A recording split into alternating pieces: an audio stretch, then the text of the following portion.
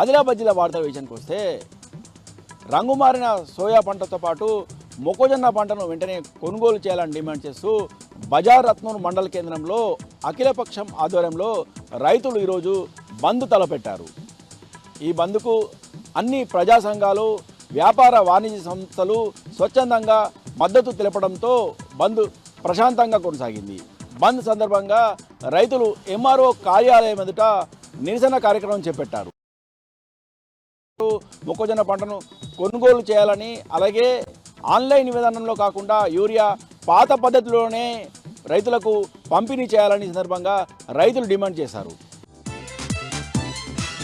ఇక మరో వార్తా విషయానికి వస్తే జిల్లాలో రైతాంగం ఎదుర్కొంటున్న సమస్యలపై దశలవారీ పోరాటం చేస్తామని అఖిలపక్షం ఆధ్వర్యంలో ఏర్పాటు చేసిన రౌండ్ టేబుల్ సమావేశంలో రైతు సంఘాల నాయకులు ప్రభుత్వాన్ని హెచ్చరించారు. జిల్లా కేంద్రంలోని రత్న గార్డెన్లో అఖిలపక్షం ఆధ్వర్యంలో రైతాంగ సమస్యలపై రౌండ్ టేబుల్ సమావేశం నిర్వహించారు.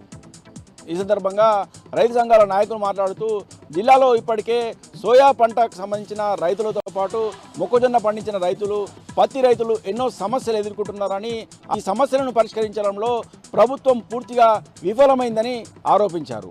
అర్ధాంతరంగా పంట కొనుగోలు నిలిపివేయడం కారణంగా పంట పండించిన సోయాకు సంబంధించిన రైతులు, అలాగే మొక్కజొన్న పండించిన రైతులు తమ పంటను ఎక్కడ అమ్ముకోవాలో తెలియక ఇబ్బందులు ఎదుర్కొంటున్నారని, ఇప్పటికైనా ప్రభుత్వం వెంటనే చొరవ తీసుకొని పంటలను కొనుగోలు చేసే విధంగా చర్యలు చేపట్టాలని, లేని పక్షంలో రైతాంగం పక్షాన దశలవారీ ఉద్యమాలు చేస్తామని అఖిలపక్షం రైతు సంఘాల నాయకులు ప్రభుత్వాన్ని హెచ్చరించారు.